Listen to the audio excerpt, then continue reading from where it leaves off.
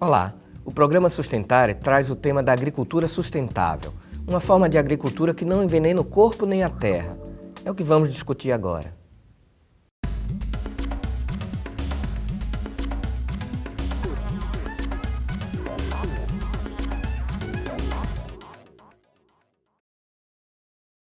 Estamos aqui com o agricultor Rafael Braz e com Alexandre Henrique, coordenador do Centro Sabiá. Alexandre, conta para nós um pouco o que é o trabalho do Sabiá.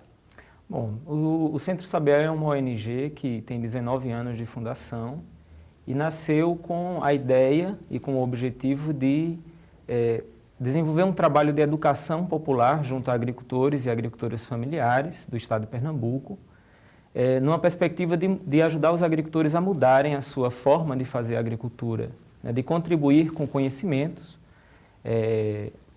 com base nos princípios da agroecologia, que é uma ciência que aborda os conceitos da agronomia e da ecologia, e com base nesses princípios contribuir para que os agricultores conhecessem novas formas de trabalhar com a terra, de trabalhar com os recursos disponíveis nos seus agroecossistemas, nas suas propriedades rurais.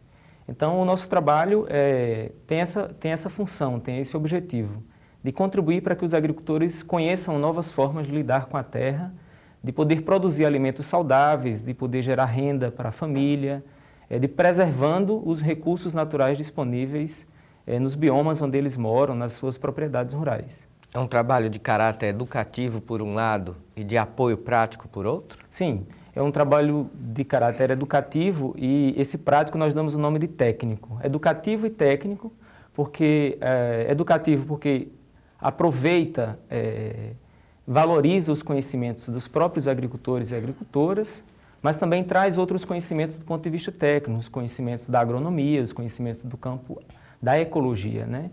Então, essa forma de trabalhar com os agricultores, ela busca, na verdade, lançar mão, busca usar os recursos disponíveis, entre eles, os conhecimentos dos próprios agricultores, além do conhecimento técnico da nossa equipe.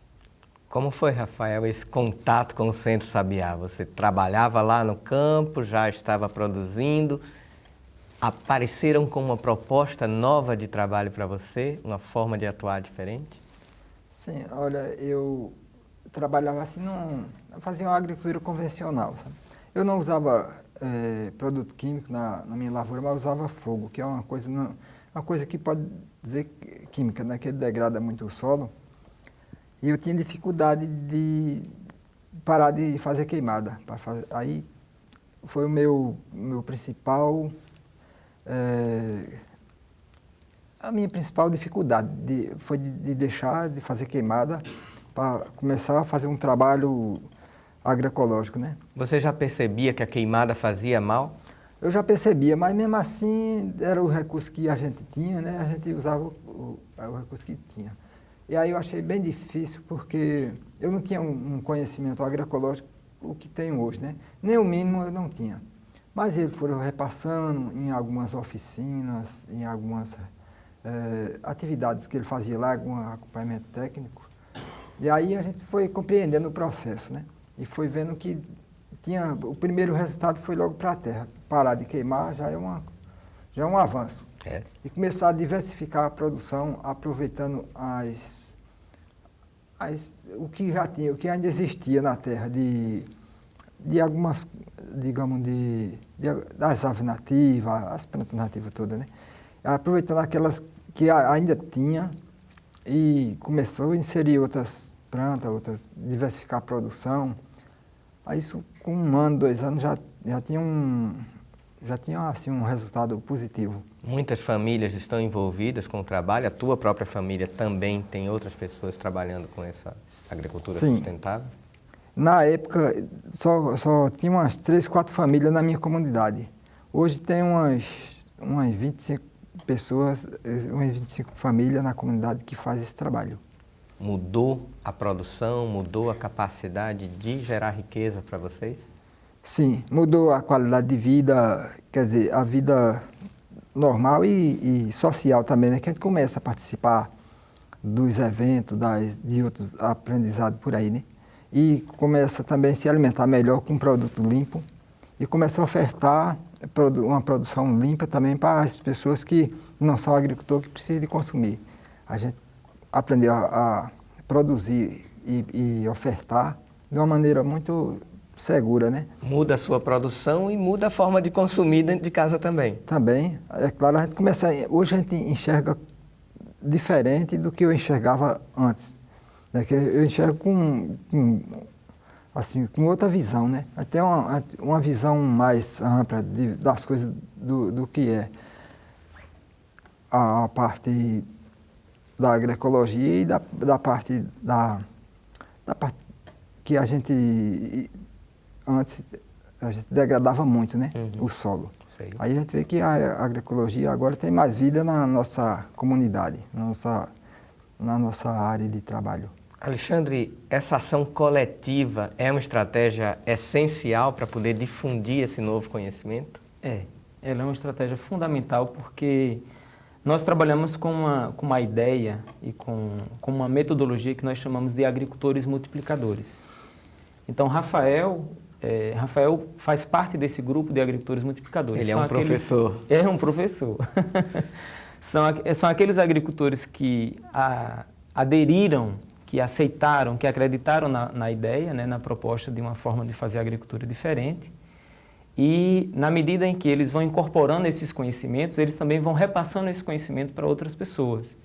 Então, quando começou esse trabalho na comunidade de Rafael, com 4 famílias, e hoje tem mais de 25, e que existe também um trabalho com outras famílias de outras comunidades do mesmo município e de outros municípios do território onde Rafael mora, isso é uma demonstração de que o papel dos agricultores multiplicadores, o papel dos agricultores que multiplicam esse conhecimento, que levam esse conhecimento para outras famílias, ele é fundamental. Porque, além deles estarem falando entre eles, ou seja, é um agricultor falando para outro agricultor, isso tem um valor do ponto de vista da educação popular, isso tem um valor do ponto de vista da valorização do conhecimento popular fantástico. Eu costumo sempre dizer que nós, enquanto assessores, enquanto técnicos, né, que temos um conhecimento acadêmico, e que ele é importante a gente destacar isso também, ele cumpre um papel, mas é só parte de todo esse papel de transformação e de construção do conhecimento. A outra parte, ela é cumprida exatamente pela relação entre os próprios agricultores que vão passando esses conhecimentos adquiridos ao longo do tempo. Então, trabalhar em comunidade, em grupo, é uma estratégia fundamental para o sucesso e o resultado desse trabalho.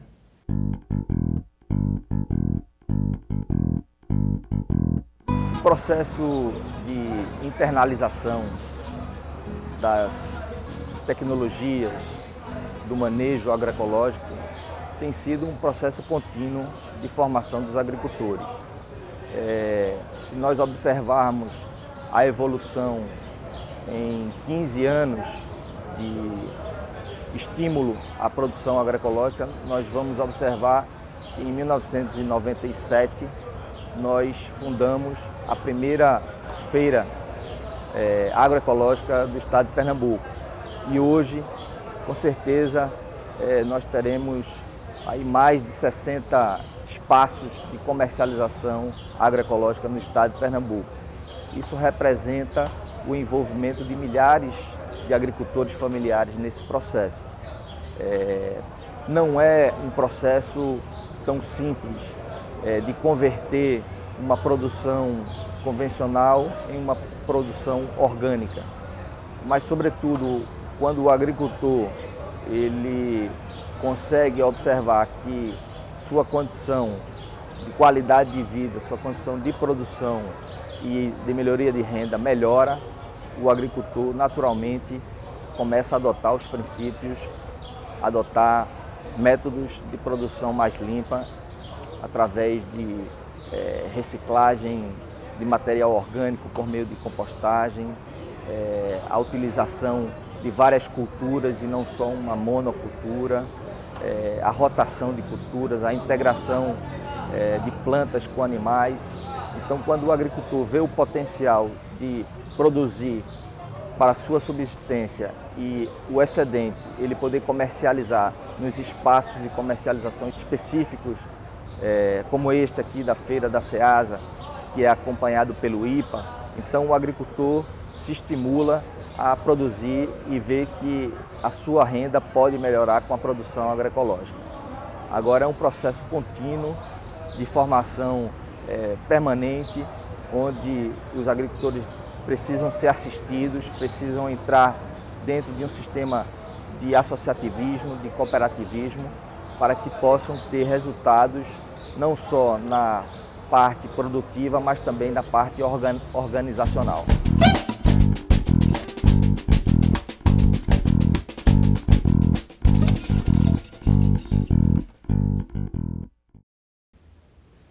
Agricultura sustentável é o tema do programa Sustentária de hoje.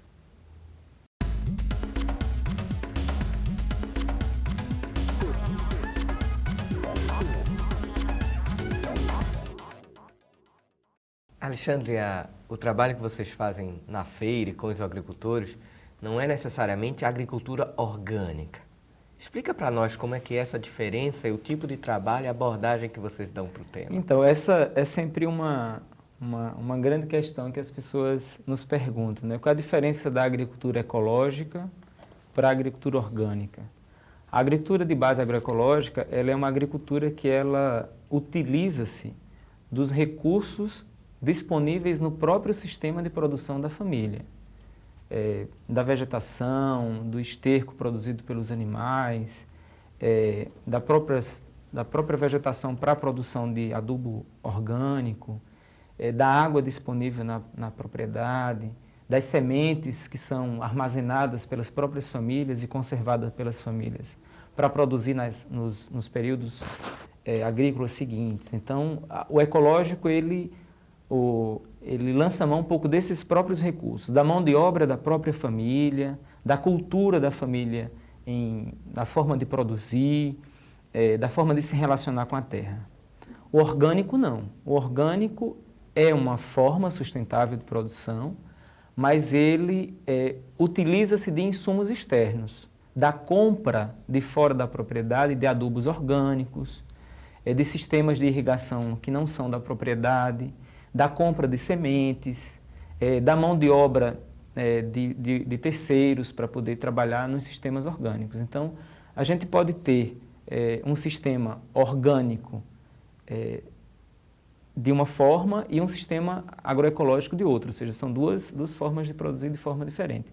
E as feiras, o que nós temos hoje são, de fato, feiras, algumas são orgânicas, de produtos orgânicos, e outras são feiras agroecológicas, de produtos ecológicos. Essa agricultura sustentável trouxe benefício para vocês? Você sentiu na sua família, nos seus amigos? Olha, principalmente para a minha propriedade, para a minha família e para a minha qualidade de vida, sabe? Porque a gente pratica uma agricultura limpa, saudável. Quer dizer, saudável para o meio ambiente, né? A gente se sente num lugar que até os animais começam a vir para a nossa propriedade. Os animais que tinham ido embora com a degradação, tá voltando tudo direitinho, tudo certinho. A gente começa enxergando que eles estão voltando porque tem qualidade de vida, até para eles, né? Então, e a vida financeira começa a melhorar também, que é bom também, né? Os rios da região, vocês sentiram melhoras? As matas estão se recompondo? Vocês têm feito trabalho assim também? Sim, a nossa vegetação da minha propriedade e da propriedade dos outros que estão fazendo também esse trabalho, já recuperei, eu digo 80% do que eu degradei na minha época que trabalhava no convencional. Eu recuperei a vegetação e eu acho que uns 80% do que foi destruído, e agora tem possibilidade de fazer até mais que estava antes. Ô Rafael, talvez falar um pouco sobre a quantidade de água que tinha na propriedade antes desse trabalho e como é que você vê o comportamento das fontes de água hoje.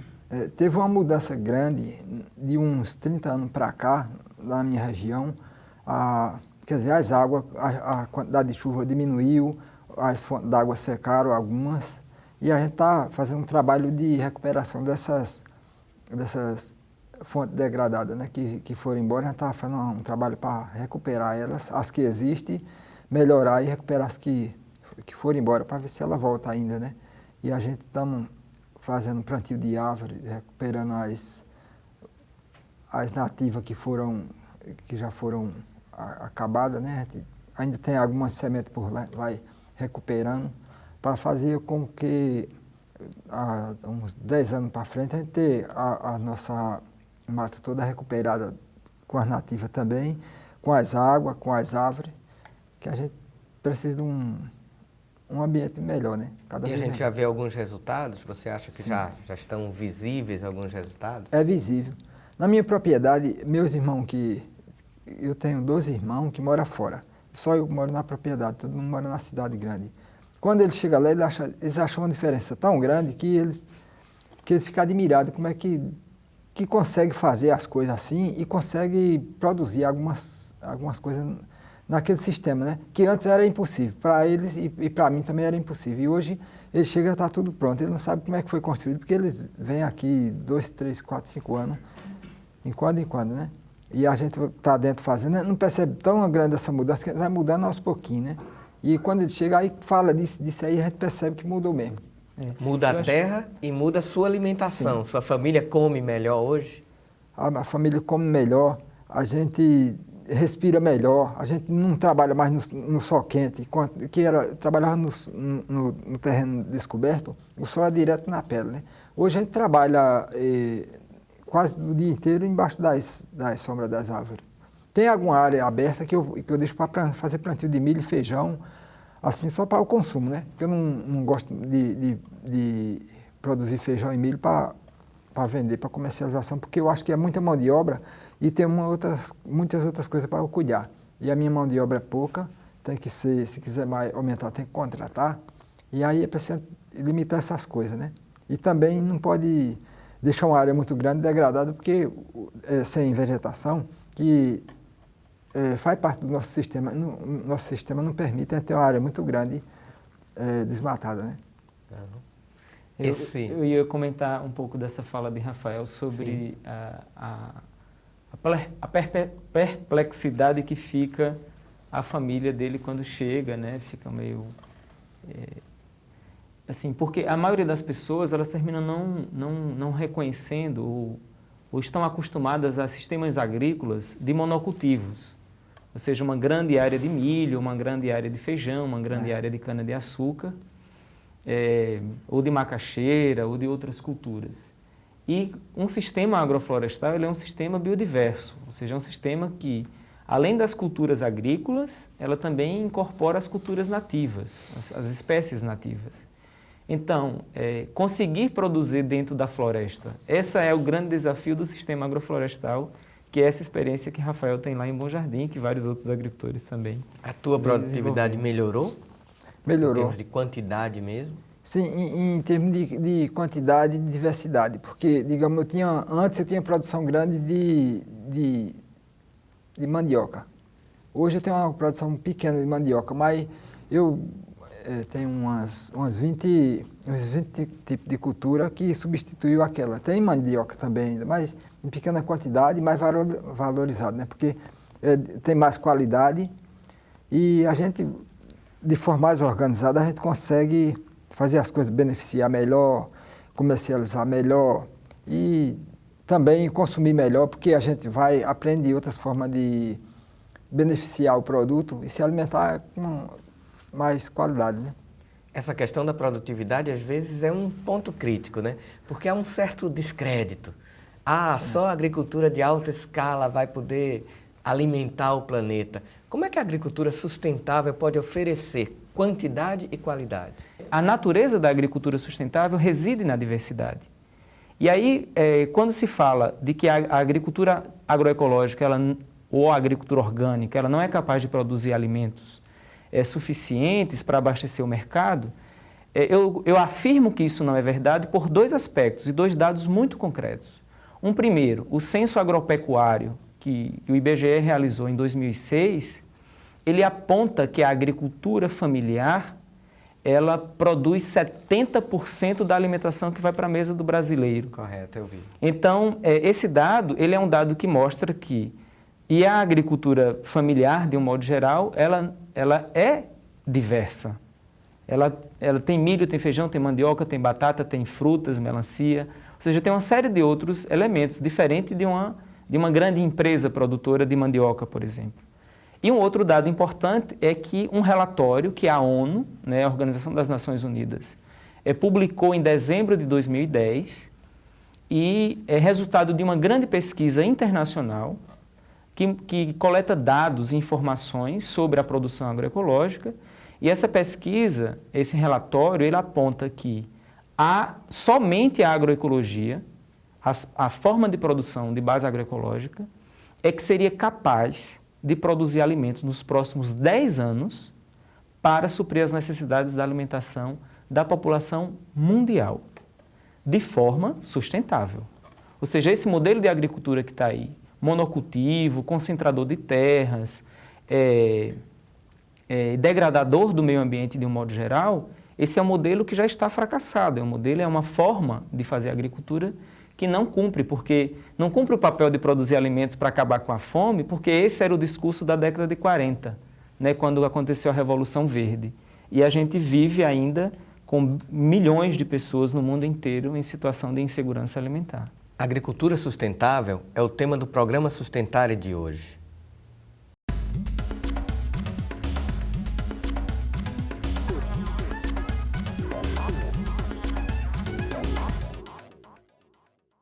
Nosso tema de hoje no programa Sustentare é agricultura sustentável. A gente queria ouvir um pouco do teu dia a dia.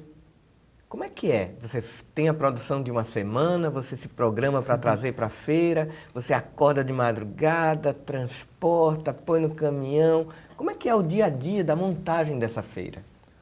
Olha, quando a gente volta, a gente vem na feira e volta, já está planejando a próxima feira, né? Até porque quando a gente está vendendo, digamos, hoje é o dia da feira, a gente já está planejando alguma coisa para trazer para a semana, que tem pessoas que estão encomendando coisas que não estão trazendo para a feira ainda. Aí na segunda-feira é dia de a gente ver o que vai levar, o que tem para levar, porque tem a ver, a pessoa está precisando de um produto e a gente não tem aquela produção para levar essa semana. Às vezes vai ter, às vezes não é época de milho, vamos dizer assim. A pessoa quer milho, mas não, só daqui a um mês ou um mês e meio, aí a gente tem que fazer essa programação, né? Essa semana vai laranja, vai jaca, vai banana, vai feijão, vai algumas coisas assim, né? Mas não vai, a pessoa que quer milho, não pode levar o milho, a gente vai levando o que tem e vai ofertando. Quando a pessoa fala em, digamos, eu quero milho, não tem milho para agora, só vai ter para um mês e meio. Aí agora a produção que a gente tem é essa, aí explica o que tem para levar na próxima semana. Aí a partir da segunda, terça-feira, a gente vai colher algumas bananas que a vida não está madura, a gente tem que colher as bananas, depois botar para madurar, e jaca, essas coisas. Logo no começo da semana. Aí quando chega na quinta-feira, vai arrancar as batatas, o inhame, o cará, essas coisas. Quando é na sexta-feira, tem aquelas coisas das hortaliças que tem que ser colhidas quase na hora de levar, porque hortaliças são mais sensíveis, mais sensíveis, né? Não pode levar sol, tem que ser no final da tarde, colher, preparar à noite e umas 10, 11 horas a gente está saindo de lá da propriedade. Por isso vocês têm que sair de madrugada. Sim, a gente sai não é nem madrugada, é 10 horas, 10 e meia. Ah, é? Aí a gente já vem, quando chegar aí é madrugada, já é 2 horas, 1h30, 2 horas, para preparar a nossa feira, assim, a nossa barraca, nossos produtos, para esperar os clientes, que a vezes já está esperando já a gente. O pessoal já está de madrugada Sim. na espera do produto. Sim. Então sempre tem cliente. Sempre tem. O produto sobra? Às vezes no mês de janeiro, quando o pessoal está de férias, sobra, que a gente às vezes tem um excesso de produção, às vezes de um tipo. Aquele tipo, quando tem muita gente, não sobra, mas quando é na época que não tem muita gente na feira, aí sobra algumas coisas. Mas eu ainda aproveito e tem umas casas de apoio aí que a gente faz uma doação. Eu faço uma doação do que sobrar na minha barraca, eu faço doação para não trazer para casa o peso e às vezes perder, para ter que dar os animais. Aí eu prefiro fazer uma doação para as casas de apoio. Que bom. E esse dia a dia, as barracas, os caminhões, são das associações, são dos agricultores? Como é que se organiza isso para funcionar, chegar, montar, desmontar, limpar? Como funciona? Então, é uma... é um Batalha desafio, semanal. Né, Rafael?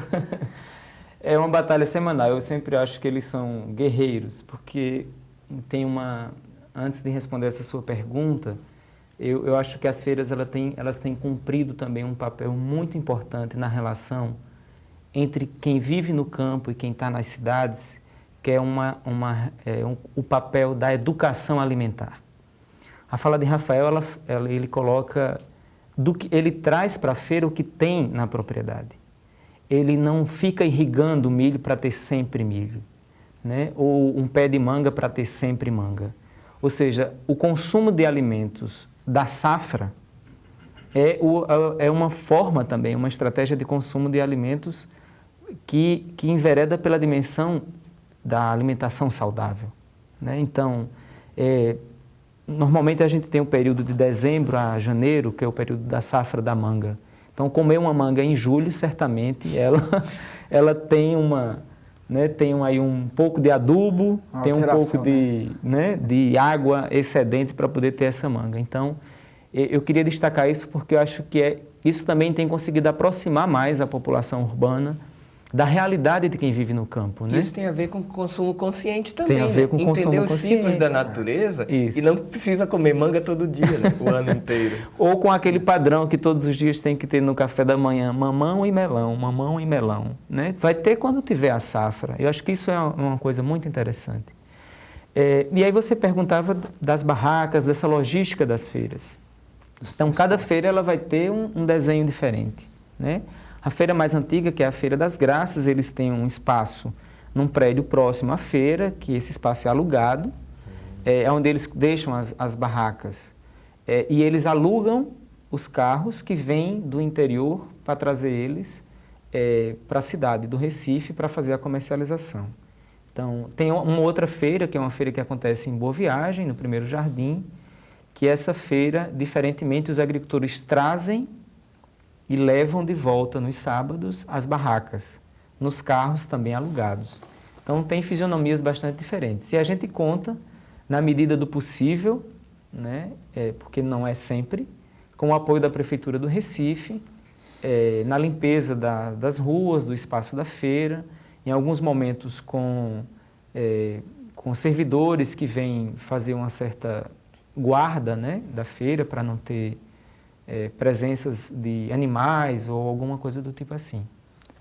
Mas a gente ainda, quando chega, nós limpa a rua e guarda o lixo, arma a barraca, vende os produtos, no final a gente limpa de novo, guarda o lixo e vai embora. Então a coisa faz um ciclo também equilibrado e sustentável. Também equilibrado. E muitos agricultores, por exemplo, levam alguns restos de folhas e de casca de coco de volta para a propriedade, que vai virar adubo, vai virar matéria orgânica para o solo. Muito obrigado, Rafael. Muito obrigado, Alexandre. O programa Sustentário vai ficando por aqui. O nosso tema de hoje foi agricultura sustentável.